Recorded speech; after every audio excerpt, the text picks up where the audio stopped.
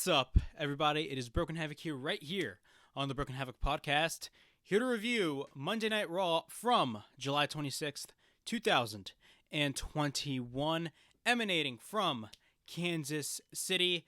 Overall thoughts on this week's show. I wasn't really a big fan of this show. There was a lot of things that didn't make any sense. Not only that, there's a lot of things that were uninteresting on this episode of Raw. I mean, everything on Raw, especially the majority of the things that you see on Monday Night Raw nowadays, is 100% uninteresting. But, I mean, I feel like these are one of these episodes that, like, it's extremely uninteresting. At least last week's show started off not bad. I mean, granted, we did get rematches last week. I mean, the beginning of the show was not bad in my opinion. I mean, yes, we had a 6-man tag that was typical WWE booking, and we also had a rematch with Elias and Jackson Ryker. But I will say that match with Elias and Jackson Ryker was not a bad match, even though it was a rematch, and you guys know how much we all hate rematches in WWE. But, of course, I mean, the main highlight, of course, of last week's show was John Cena, of course, addressing why he came back at the Money in the Bank pay-per-view, basically calling out Roman Reigns. Now, of course, we're going to be shifting over to SmackDown because that's where basically all the John Cena and Roman Reigns stuff is going on. Now, with last week's show, we also had the debut of Karrion Kross, which he lost in 2 seconds. No, not in 2 seconds. In 2 minutes, my apologies, by Jeff Hardy. And he's also the NXT champion, which was a really dumb booking decision on WWE's part as well. We got a match with Karrion Kross and Keith Lee, which was basically a lose-lose situation for the fans, which I will continue. I will talk about it later on in this review. And also last week, we also had Nikki A.S.H cash in her Money in the Bank and became the Raw Women's Champion. I'll give you my thoughts on that right as soon as I start this review. But of course, Nikki A.S.H starts off the show. She comes out, right? And I stated this earlier, and I'm not, you know, I'm going to be 100% honest. I am not a fan of this new gimmick. I understand that it's over with the crowd, in most crowds at least, from what we have seen on WWE television. But, I mean, I'm just not a fan of the gimmick. I think the gimmick is extremely silly. I'm sorry. You can you say anything you want. That's just my opinion. But you can't deny the fact that Nikki A.S.H is over. So basically she kicks off the show and she says that she's always wanted to say this. Welcome to Monday Night Raw. She's standing in the ring as your new Raw Women's Champion. The crowd is chanting, "You deserve it," at this point. After that, of course, she says that her dream is now real and says that she did not have the confidence that she needed and that she was afraid to fail. And says that if she fails, she fails, and it's not a big deal. She is still her. So after that, she says that when she puts on this outfit, it gains her confidence, and says that we can almost be superheroes. Then Charlotte Flair comes out and just goes on a rant, basically states that her fairy tale does not have a happy ending, and says that her as Raw Women's Champion is a disgrace. Says that you have to work to be a champion, and she does not believe what the people say. She says that she is here to bring star power. Cough, cough. Yeah, right, star power. She says that she wasn't in her feet when she cashed in. Says that she stole her title and says that she will continue to be the opportunity and get a rematch at SummerSlam. And says that the injustice is not her fault. It is all of our faults, so it's the people's fault. And says that all of them are jealous of her. No, I am not jealous of you, Charlotte Flair. Then after that, Rhea Ripley comes out in the most overscripted form. Then she basically states, yeah, we are all jealous of her. Says that we are all jealous of someone who has held the title for only one whole day. Then after that, she says that she should be the one challenging Nikki Cross at SummerSlam. It says Nikki basically after that states that she will represent this division. Everybody, and what I mean by everybody is Charlotte and Rhea Ripley proceed to argue.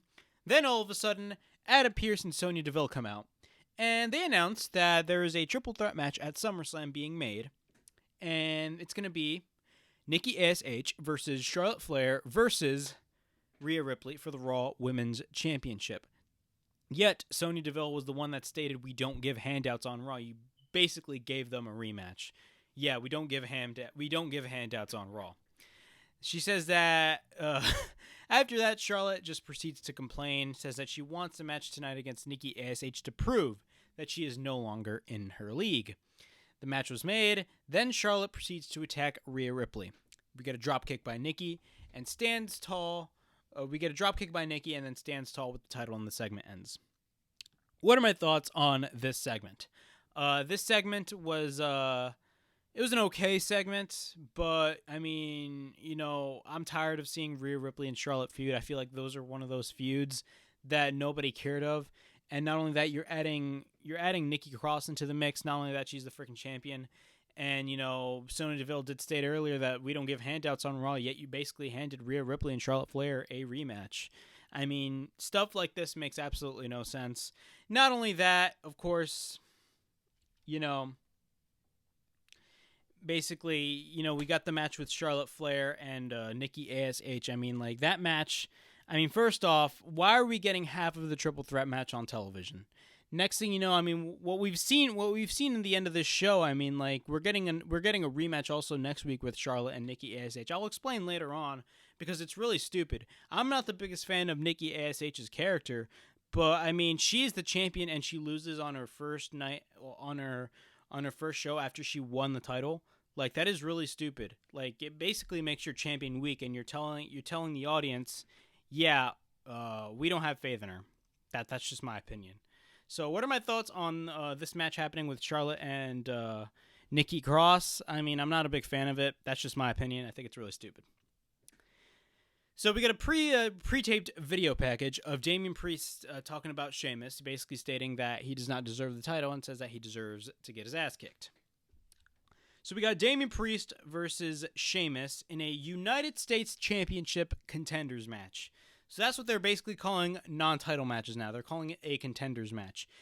Never in my life have I ever thought that one word would confuse the hell out of me. Apparently, a championship contenders match does confuse me. All right, the match starts. Both lock up again. We get an arm drag by Priest. Sheamus begins to take control. Priest proceeds to fight back. We get a kick by Priest. We get a flying back elbow by Priest. Priest takes Sheamus outside of the ring. He stalls Sheamus, tricking Sheamus into thinking that he was going to springboard over the top rope, but instead he doesn't. Then Sheamus and Priest are on the outside. Sheamus then throws Priest on the apron. We get a double boot in the corner by Sheamus. Sheamus is on the top. Priest catches Sheamus and chokeslams him to the mat. We get a cover and a near fall. Sheamus proceeds to hit the Alabama Slam on Priest. We get a cover and a near fall. We get a stomp by Sheamus. Priest is starting to fight back with repeated kicks. Kicks by Priest. We get a big knee by Sheamus. We get a cover and a near fall. Sheamus then works on Priest on the apron. Priest with a back elbow. Then we get a kick to the ear of Sheamus by Priest. Then hits the Reckoning and wins the match. What are my thoughts on this match? I mean, you had your U.S. champion pinned. I mean, it's not like WWE actually cares about the U.S. title because, quite frankly, the U.S. title is completely irrelevant nowadays in 2021. That's just my opinion. The last time the U.S. title was important was when John Cena held it back in 2015 and did the U.S. title Open Challenge. That was the only time when the U.S. title was important. Is the U.S. title important in 2021? No. That's the problem. One other problem with WWE is that they don't focus a lot on their mid-card titles, their U.S. and IC titles. What I love about AEW so much is that they put a lot of emphasis in the TNT Championship and make it just as important as the world title. In WWE, they do not do that. All right. We got the Viking Raiders versus AJ Styles and Omas for the Raw Tag Team Championships. What are my thoughts on this match? It was a pretty substandard match. I mean, like, let's be honest. Omas was like the highlight of this match. I mean, Omas was like basically dominating both of the Viking Raiders, both Eric and Ivar. But let's get on the match. We get a knee by Eric on Styles. Ivar tags in, then later Eric tags in. We get a double team attempt by both Eric and Ivar. Eric takes out Omas, then Eric tags in. After that, we get a double team attempt on Styles. We get a cover and a near fall when Omas comes in. Omas takes out both Eric and Ivar. Omas works on Ivar back from commercial break. AJ tags in, works on Eric. Eric fights back and takes out Styles. Ivar tags in after that. He plants Styles to the mat and then hits a crossbody on Styles. After that, Ivar tags in. He plants Styles to the mat. Oh, wait, never mind. I missed that. Ivar takes Styles to the apron. He tries to hit the phenomenal forearm, but misses, and Ivar hits a clothesline. Super kick by Styles. We get a tornado DDT by Styles. We get a cover and a near fall. After that, Styles misses an insecurity, then goes to the corner. We get a splash by Ivar in the corner. Eric tags in after that. He works on Styles. Ivar grabs the leg of Omas for the distraction. Then Eric hits Styles, cover and a near fall. We get a Pele kick by AJ Styles. Omas tags in. Then he proceeds to slam Eric. We get a hip attack by Omas. After that, we get a boot by Ivar by Omas. He sends Ivar outside in the ring. Then we get a second hip attack by Omas in the corner of Eric. Omas plants Eric to the mat. Styles tags in. And at his age, AJ Styles hits a freaking 450 splash on Ivar and on Eric and pins Eric. Omas and AJ Styles retain the Raw Tag Team Championships. That was crazy. A lot of people were shocked on Twitter because of the fact that AJ Styles hit a 450 splash at his age, and he hit it extremely normally. He hasn't changed a bit, which was awesome to see. But what are my thoughts on this match? I mean, AJ and Omas were the highlights. They basically dominated the Viking Raiders throughout this entirety of the match. I'm not surprised. They retained the Raw Tag titles. When do I think they're going to be dropping the titles? Now, I do not. I do believe that they will probably eventually. The Viking Raiders will eventually probably get the Raw Tag titles, but I feel like it's going to happen at SummerSlam. I feel like we're going to be looking at a lot of title changes coming into SummerSlam August 21st in Las Vegas. So let's see how that turns out. With the exception of Roman Reigns. We all know Roman Reigns is beating John Cena, period. All right. Next up, we got Drew McIntyre versus Veer. So as you guys all know, last week, Drew McIntyre basically hit Shanky repeatedly with a freaking chair. And the thing that I did not like the most about that particular segment was the fact that they had a bunch of freaking camera cuts. I mean, WWE needs to stop with those camera cuts. It's literally giving me a headache every time I watch that. It's one of the most annoying things you could ever see. Kevin Dunn, stop with those. All right. Jinder Mahal comes out and says that basically Drew McIntyre is despicable and disgusting. He gives a rant on McIntyre talking about basically repeatedly hitting the chair on Shanky last week. He gives an opportunity for McIntyre to apologize and then introduces an attorney because Jinder Mahal is probably going to sue him. And then McIntyre asks the fans if he should apologize. So he gives them two options. So this is your typical WWE babyface move right here. So he says, should he apologize and buy the gentleman a steak dinner? Or asks if basically, he should beat Veer within an inch of his life. And then, the fans, of course, they're chanting, of course, beat Veer, all that stuff. And then states that Drew's going to kill you. And, one thing I will say about Drew McIntyre is I do think that he has become a little bit stale, especially near the end of the Thunderdome era, especially when he was telling all of those freaking stories. I mean, those were extremely annoying. But I will say, Drew McIntyre knows how to control the crowd. I mean, the crowd really reacted really well, in my opinion. All right, the match starts. This is a pretty short match. McIntyre works on the arm of Veer. I mean, Veer did get a lot of offense in this match. I will say that. We got a slam by Veer, then a headlock by Veer. We got a shoulder tackle by McIntyre. Veer with an elbow drop on McIntyre. We get a cover and a 1 count. Proceeds to work on McIntyre. McIntyre fights back. Then McIntyre proceeds to take down Veer. Veer gets a chair by Mahal, but then all of a sudden when Veer has the chair on him, McIntyre proceeds to hit the Claymore on Veer while he had the chair right in front of his face, which ended in a DQ. Of course, WWE loves ending their matches on television with disqualifications. And then after the match, McIntyre proceeds to attack the attorney. He takes him to the ring and gives him a Claymore. What are my thoughts on this segment /match /post-match attack? What are my thoughts? It was pretty typical. I mean, it's your typical babyface Drew McIntyre move to do. But, I mean, it was not bad. I mean, that was a pretty dope Claymore that he hit on Veer. Who knows? I mean, we all know we all know Jinder Mahal and Drew McIntyre are going to be wrestling at SummerSlam. That match is definitely going to be made for SummerSlam, August 21st. I mean, I remember reports earlier this year stating that, this is when Drew was still the champion before he lost it to The Miz at Elimination Chamber. I mean, there were reports stating that, Mahal was one of those contenders for Drew McIntyre for the WWE Championship going into the summer. And a lot of fans were like, oh my God, I don't want to see that. I did not want to see that either. But the only thing I'm glad about this feud is the fact that it's not for the title, and I'm glad that Bobby Lashley still has the title. But, I mean, one problem that I have is the fact that we're not going to get the Lesnar match with Lashley. We're going to be getting the freaking Goldberg match. But that's a disappointment. All right. We got Natalya and Tamina versus Eva Marie and Doudrop. This was not a good match at all. I was not a big fan of this match. But, I mean, I believe there's an injury that happened with Natalya. I'll talk about that while I go through the match. Eva and Natalya start. Eva pushes Natalya. Natalya goes after Eva. Doudrop tags in. We get a shoulder tackle by Doudrop. Then a roll-up by Doudrop and a near fall. Then we get a roll-up reversal by Natalya. So after that, it looked like Natalya got injured with her... It looked like Natalya injured her right knee. And if that is the case, hopefully she recovers from that because nobody wants to be injured. Tamina tags in after that.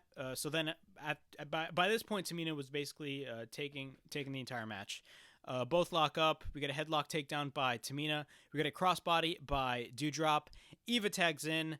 Then she tries to cover Tamina, but a near fall. All of a sudden, a video of Lily plays on the Titantron talking about Lily Lucian. I don't like this whole supernatural stuff. I think it's extremely cringeworthy, and I definitely do think fans are gonna start booing this out of the building in a couple weeks. I guarantee you that. We get a super kick by Tamina on Eva Marie, and then we get a cover by Tamina and Natalya win the match. What are my thoughts on this match? This is a pretty short match, but, I mean, of course, we all know, I mean, we've seen in the match that Natalya did injure her right knee. Hopefully she recovers from that. That sucked, but, I mean, I mean, the match was not great, in my opinion. I was not a big fan of this match. I don't know why Eva Marie is in the ring. I mean, I remember the first time when she was starting to gain offense, when she was starting to bring offense in the matches. I mean, they were not good at all. It was really terrible. It goes to show you that Eva Marie is still not good in the ring. I'm just telling you guys the cold hard truth. She's not good in the ring at all.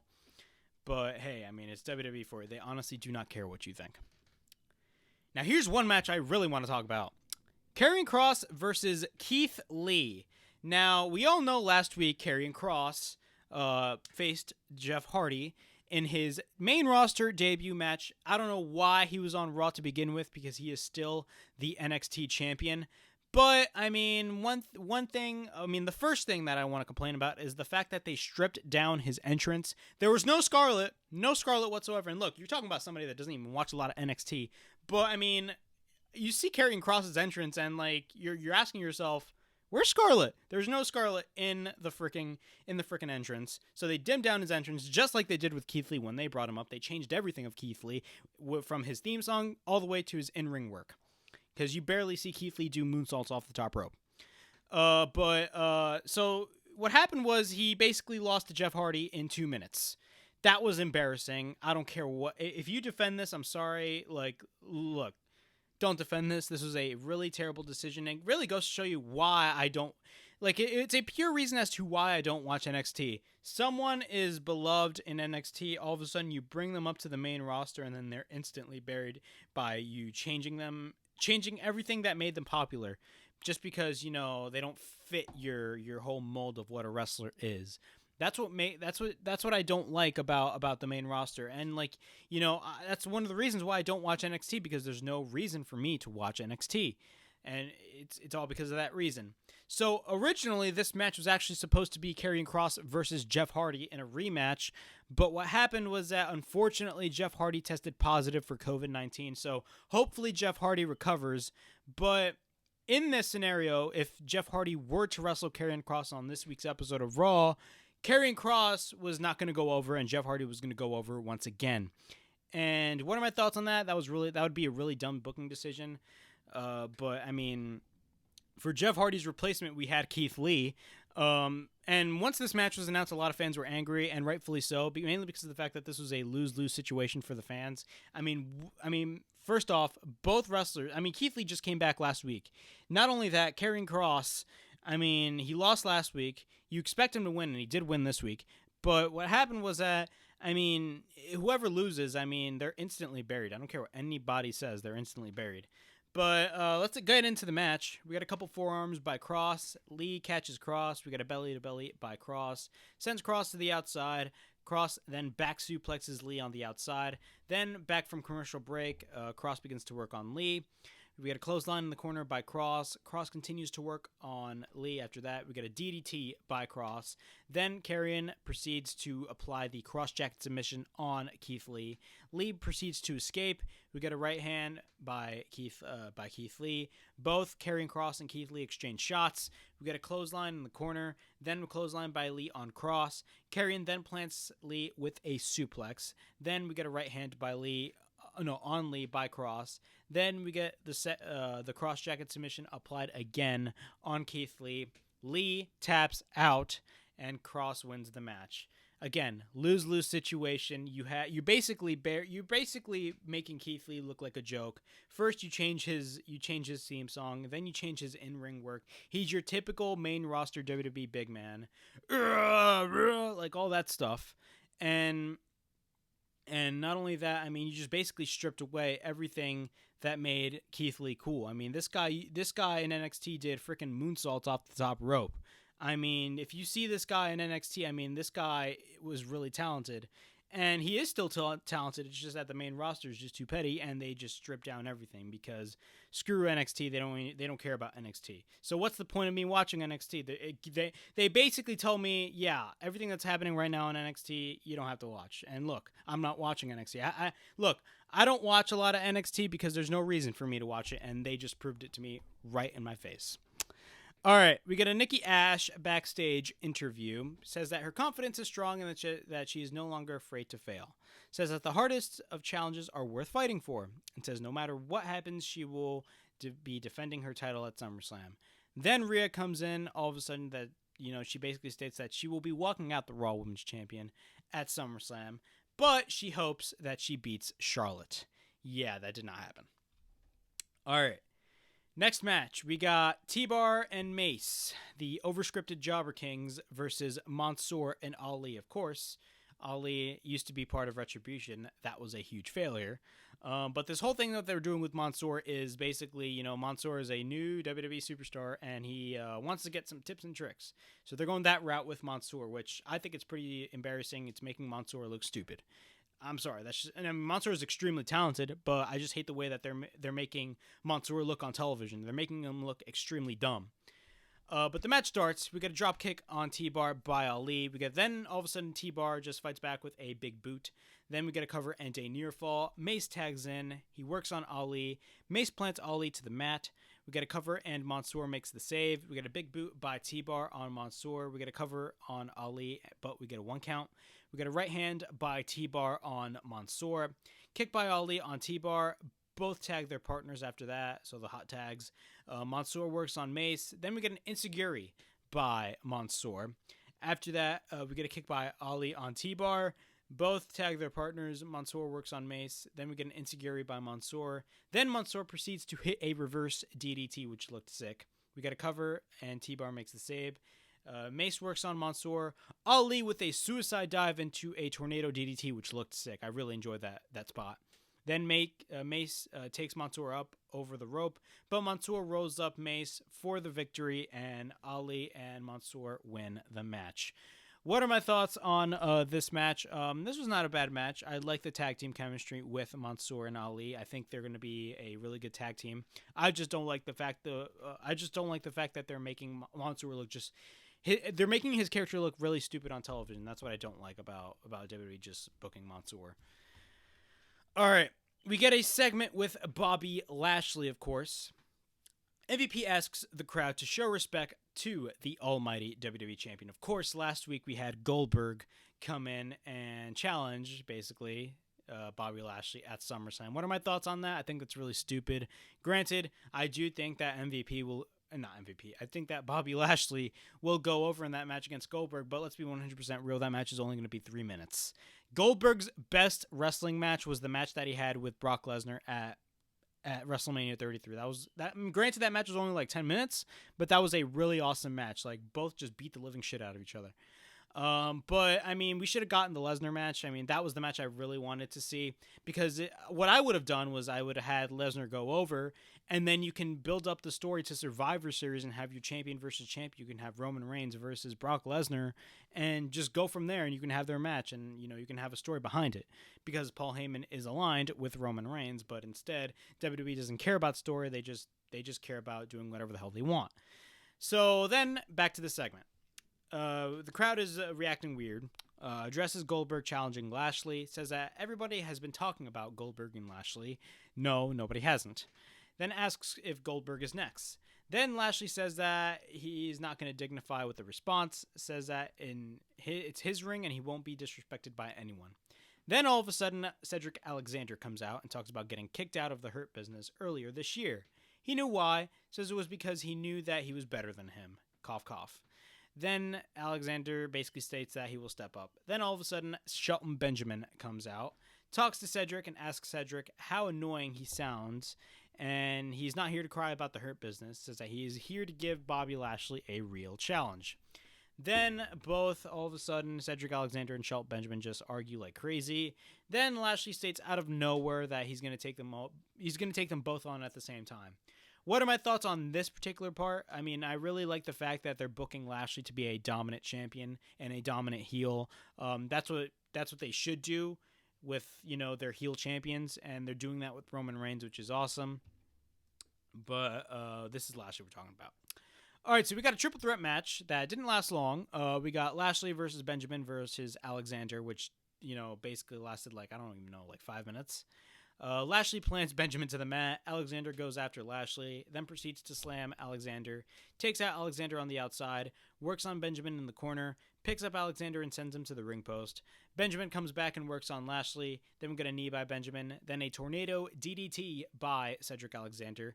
We get a cover and a near fall. Chokeslam by Lashley on Alexander. Then Lashley proceeds to spear Benjamin. Then Lashley hits a jackhammer on Benjamin. Then throws Alexander on top of Benjamin with a Dominator. Then covers both Benjamin and Alexander at the same time. So he's basically Roman Reigns. He smashed them and stacked them. And Lashley wins the match. What are my thoughts on this segment? I mean, everybody expects a Hurt Business reunion, but I don't think that's going to be the case, especially after what we've seen here. Not only that, I like the way that they're booking Bobby Lashley to be a dominant champion and a dominant heel. It makes him look strong in the match coming up with Goldberg, even though I want to see the match with Lesnar happen. But, I mean, hey, we got Goldberg. I mean, that sucks, but, I mean, we all know Lashley's going to go over. I'd be shocked if they put the belt on Goldberg. If they put the belt on Goldberg, I'm going to be so pissed. We get The Miz backstage with Johnny Drip Drip. John Morrison. Sorry. I don't know. Johnny Drip Drip just came up in my mind out of nowhere, a.k.a. America's Moist Wanted. Stop ripping off AMW from TNA. That's just my opinion. AJ Styles and Omas come in, then they discuss basically a plan while Omas is standing in the front. So we got Riddle versus John Morrison. So this match was not bad. I mean, both Riddle and Morrison. How many times we've seen this match already? I mean, how many times have you seen this match? I mean, I don't know, but we've seen this match for a while now. You got to stop with these damn rematches. So before the match, Miz sprays the dripstick on Byron Saxton, which was pretty funny. He was pissed off about that. The match starts. Both lock up. Riddle works on the knee of Morrison. Morrison works on the arm of Riddle. So there was a lot of technical wrestling in the beginning of this match. We got a sunset flip, then an ankle lock by Riddle. Morrison rolls out. Then we get a suplex by Riddle on Morrison. We get repeated kicks by Riddle, then a drop kick by Morrison. Then Riddle hits a fisherman suplex after that. Miz sprays the dripstick behind on Riddle. We get a roll up by Morrison, knee by Riddle. Then Riddle kicks Miz from the apron. We get an overhead kick by Riddle on Morrison. We get a kick on Morrison on the apron. Then we get a springboard moonsault on Morrison off of the middle rope, which looked sick. AJ and Omas come in out of nowhere. Then we get a couple kicks by Morrison, and then we get a knee by Morrison. We get a cover and a near fall. Then we get a jumping knee by Riddle. Drops Morrison. We get a kick by Riddle. We get a cover and a near fall. AJ Styles all of a sudden grabs the scooter of Riddle. Basically gives it to Omas, and then Omas all of a sudden breaks the scooter. That's sad. And Riddle, of course, acted shocked, and he said that was for Randy. And then Morrison plants Riddle to the mat. Morrison hits a Starship Pain and wins the match. After that, Styles goes after Riddle and then proceeds to hit the Styles Clash. What are my thoughts? I mean, we got to stop with these guys feuding. How many times have we seen this match already? Not only that, I mean, it's just pretty boring. I mean, it's getting repetitive at this point. WWE needs to come up with new things instead of giving us rematches every freaking week. How many times we've seen Elias versus Jackson Ryker? Like 5 times? All right. Then next up, we got R-Truth versus Reginald for the 24/7 championship. I'm not going to lie. I got a good laugh at this match. It was pretty hilarious. Reggie with the badass entrance. Truth was hilarious. I'm not going to lie. I laughed my ass off. And Truth was just funny because he was on the microphone while he was wrestling. But let's go straight up. I mean, let's be straight up. Reggie pins R-Truth. So R-Truth didn't get his baby back. Then he retains and he escapes. We get a backstage interview with Charlotte Flair. Says that she is sick and tired of people running down the division by almost superstars.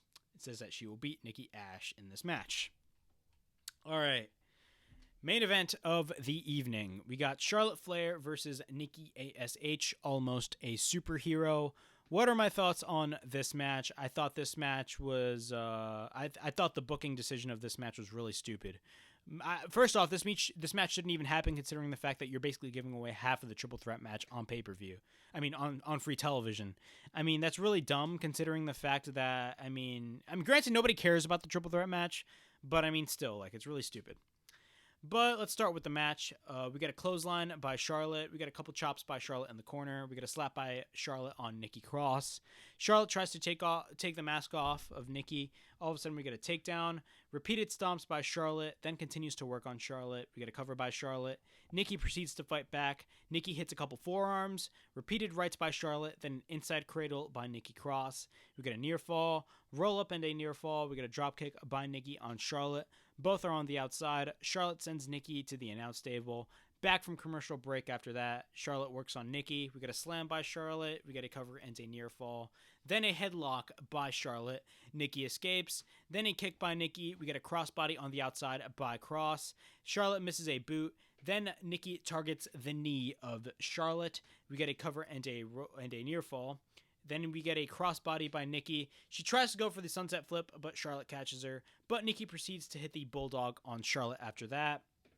After that, Charlotte with a couple chops. Charlotte takes Nikki to the top. We get a tornado DDT by Nikki. Nikki goes to the top, then hits a crossbody on Charlotte. Tries to pin Charlotte Flair, but basically Charlotte reverses the pinfall attempt and wins the match. So Charlotte beats Nikki A.S.H, who is the Raw Women's Champion, who just won the title last week on Raw. So it basically makes your champion look stupid.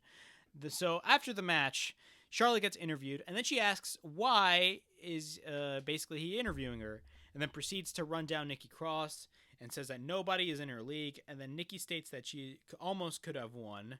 So you're basically telling me that, you didn't win, which that actually happened, and says that she had no confidence to beat her and challenges her to a rematch. Charlotte accepts, shakes the hand of Nikki, and then forearms Nikki, proceeds to hit a big boot, attacks Nikki Cross again, and big boots her again, and the show ends. What are my thoughts on this? I thought this was really stupid. First off, this match with Charlotte Flair and Nikki Cross should not have happened. I mean, how many times we've seen this? I mean, we've seen this twice already, I believe. I mean, with Nikki being lucky by beating Charlotte via disqualification or countout. I don't even remember. But it goes to show you how bad this show is. But you got to use logic when it comes to booking this stuff like this. I mean, it's just so simple. I mean, you have a triple threat match at SummerSlam, which is in a couple weeks. Not only that, you're basically giving half of the match away on television. Not only that, you're going to have a rematch of the same match that we got this week. And then who knows, maybe the week after, we're probably going to be getting a match with Rhea Ripley twice. So you're basically giving the whole triple threat match in the span of a whole week. Granted, fans don't care about this triple threat match, but it's really stupid. And not only that, Nikki Cross lost to Charlotte. So, she's your champion and she just won it last week, and you're basically telling me she lost to Charlotte. Look, I'm not a fan of this new gimmick, but she is over, but she lost. And that's dumb. But that was Raw. That was my Raw review. I thought this was a pretty bad show, but it is what it is. WWE's never going to get better. But yeah, that was my Raw review. Please like, subscribe, comment down below. push that bell for notifications. And also follow me on social media on Instagram and Twitter. And this is Broken Havoc from the Broken Havoc Podcast. Signing out.